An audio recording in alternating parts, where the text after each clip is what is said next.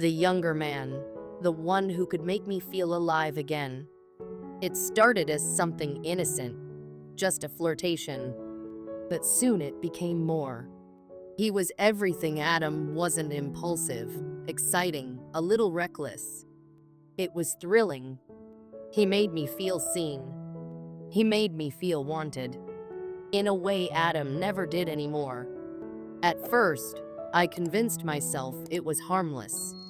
Just a bit of fun, something to make me feel young again.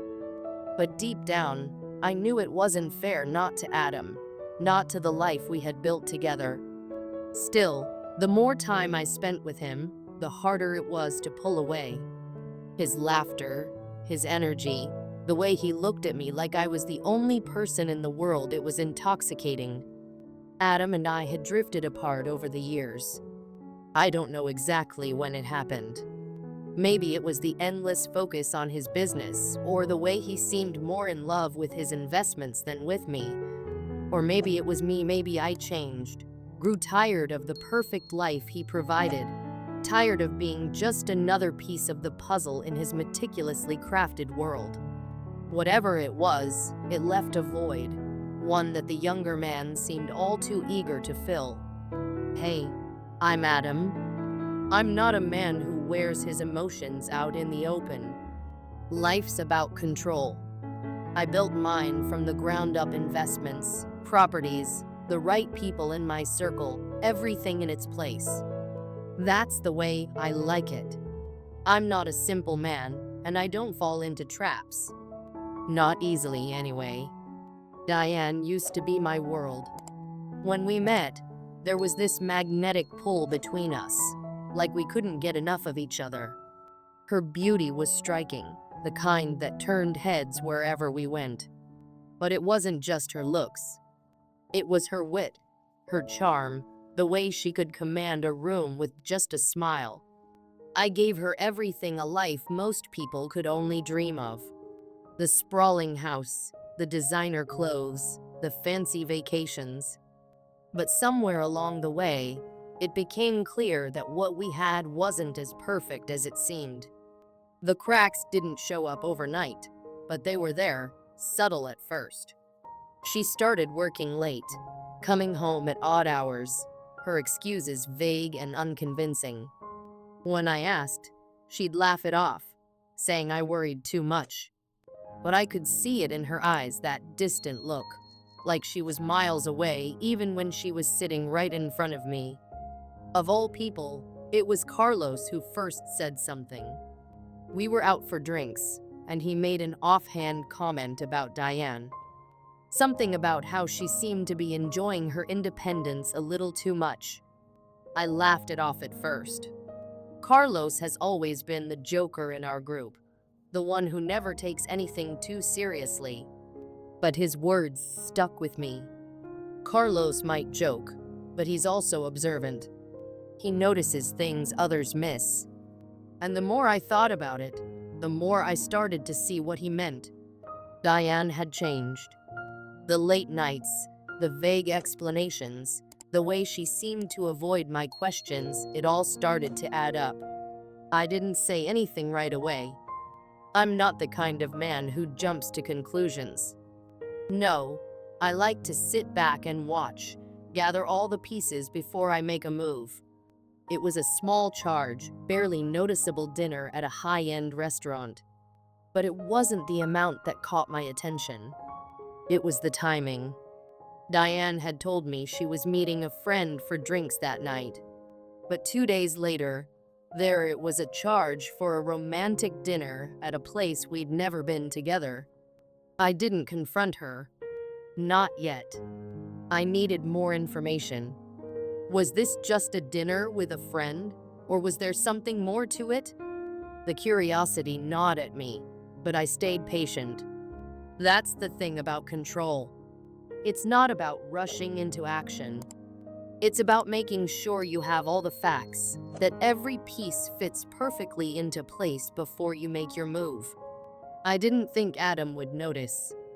He's always so caught up in his work, in his perfectly ordered world.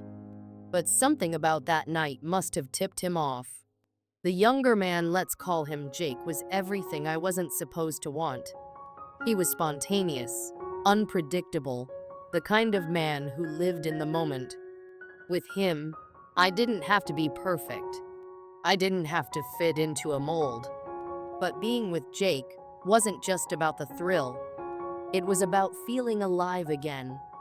For the first time in years, I felt like I could breathe, like I could be myself without worrying about what anyone else thought. The distance between us grew wider every day. Diane was there, but she wasn't really there. It was like living with a stranger. I started paying closer attention, little things, like the way she'd avoid eye contact when I asked about her day, or how she'd smile, but it never quite reached her eyes. I began keeping track of her comings and goings, not in a controlling way, but out of a need to understand what was happening. And then there were the phone calls. Late at night, whispered conversations that ended abruptly when I walked into the room. It wasn't long before I had enough pieces to put the puzzle together. The restaurant charge, the late nights, the phone calls, it all pointed to one thing. Diane was hiding something. I decided to confront her. I waited until she came home late one night, her excuse about being out with friends sounding hollow. I looked her in the eyes and asked her point blank, "Is there someone else?" For a moment, she looked shocked, like she hadn't expected me to figure it out. But then her expression hardened, and she said, "What are you talking about?" I didn't back down. I laid out everything: the charge, the late nights, the distance between us. She tried to deny it, but the truth was written all over her face. When Adam confronted me, I felt a surge of panic. I hadn't expected him to notice, to care enough to piece it all together. But as I stood there, looking into his eyes, I realized something. I didn't feel guilty. Not really. I felt free. For years, I had been living in his world, playing by his rules. And now, for the first time, I was stepping outside of it. When Diane admitted it, part of me wasn't even surprised. I had seen it coming, but hearing the words still felt like a punch to the gut. I wanted to yell, to demand answers, to know why. But instead, I just stood there, silent, as she told me about Jake, about how he made her feel alive again. The confrontation was just the beginning. In the days that followed, we tried to make sense of what had happened. There were arguments, tears, moments of silence where neither of us knew what to say. Diane wanted space, and I gave it to her. But in the back of my mind, I couldn't help but wonder, was this the end? Or was it just the beginning of something new? Hi, I'm Diane. Once upon a time, I was unapologetically free. My 20s were a kaleidoscope of color and chaos, late nights turning into early mornings, laughter echoing in dimly lit bars, and fleeting connections that never stayed long enough to become anything more. Relationships? They were like trying on new shoes, fun for a while, but you know you're not going to wear them forever. I thrived on the thrill of the chase. The game was simple: look irresistible, act unattainable, and keep them wanting more. And I was good at it. I had the looks, the charm, the confidence to make heads turn, to hold attention in a room full of distractions. Men lined up for a chance, and I decided who got to stay for the night or the week. It was all on my terms.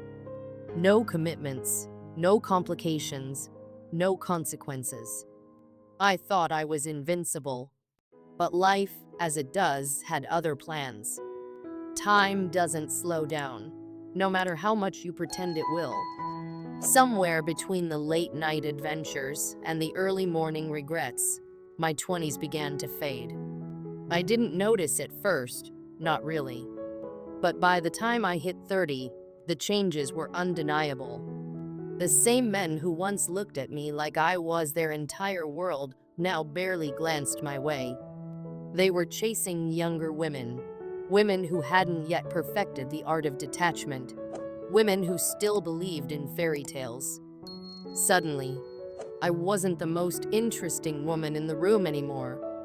And then came the questions. You know the ones. When are you going to settle down? When will you find someone serious? Don't you want a family? At first, I laughed them off. Settling down felt like a cage, and I wasn't ready to lock the door. But the ticking clock was loud, no matter how hard I tried to drown it out. Then I met Adam. He wasn't like the men I'd known before.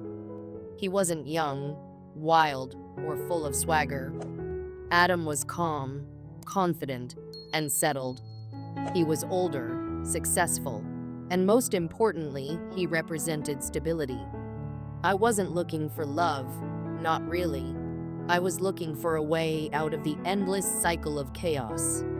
And Adam was the perfect solution. The night we met, he exuded a quiet strength that intrigued me. He wasn't flashy or desperate for attention. He didn't need to be. His presence spoke volumes. Over dinner, he shared his dreams, his goals, his carefully crafted life. And as I listened, I realized he could give me something I'd never had before: security. I played my part perfectly. The poised, elegant woman who had everything together. I hid the wild nights, the string of lovers, the carefree girl who never stayed in one place too long. Adam saw me as a blank slate, and I let him paint whatever picture he wanted. We got married in a grand ceremony, white dress, perfect vows, and the kind of photos that make people believe in happily ever after. For a while, I believed it too. Adam was a provider, a protector. Our life was a series of Instagram-worthy moments, luxury vacations, fine dining, and a beautiful home. But something was missing. The routine of it all started to suffocate me. Adam worked long hours, pouring himself into his career and investments. I was left alone in our picture-perfect house, with no one but myself for company. The spontaneity, the passion, the spark, it was gone. I convinced myself I was fine. This was what I'd wanted, wasn't it? Security, stability, a life free of chaos. But the more I tried to believe it, the emptier I felt. And then, one day, I met him. He was younger, wild, impulsive, and utterly intoxicating. The kind of man who reminded me of who I used to be. Our first conversation was electric. He laughed at my jokes, complimented my smile, and looked at me like I was the most fascinating woman in the world. At first, it was innocent, a harmless flirtation. But it didn't stay that way. I remember the first time he kissed me. It was like flipping a switch I didn't even know I had. Suddenly, I felt alive again. The thrill, the excitement, the passion I'd been missing, it all came rushing back. He reminded me of the woman I used to be, the woman who wasn't afraid to live for the moment. It wasn't love, not in the way Adam loved me, but it was something I couldn't let go of. For weeks, I led a double life. During the day, I was Adam's devoted wife, graceful, supportive, everything he wanted me to be.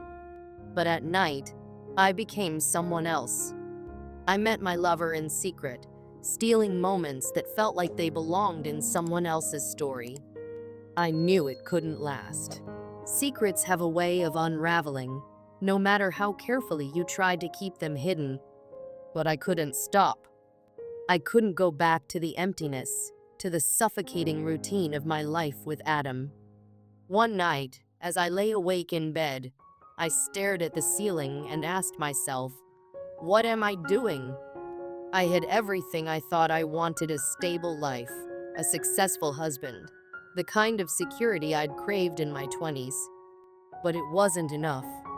The truth was, I wasn't enough. I'd spent so much time crafting an image, playing a role, that I'd lost sight of who I really was.